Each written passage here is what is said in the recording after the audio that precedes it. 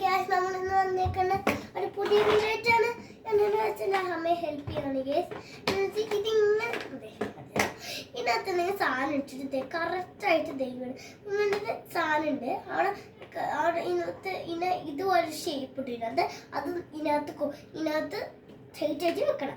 എന്നിട്ട് ഇതിങ്ങനെ അപ്പം ഇത് അരിയും കഴിയുമ്പോൾ ഇങ്ങനെ എടുത്താൽ മതി. വീടുന്നില്ലെങ്കിൽ ഇങ്ങനെ കുടിക്കാൻ മതി.